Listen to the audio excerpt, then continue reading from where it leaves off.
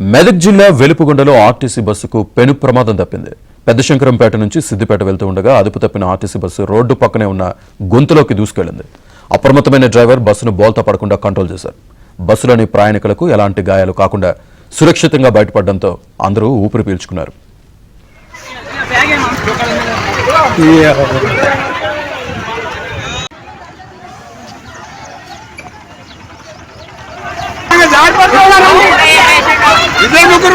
bus కదిలే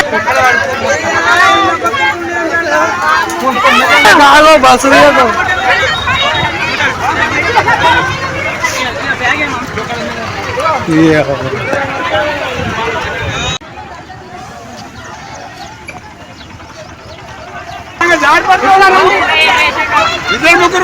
bus కదిలే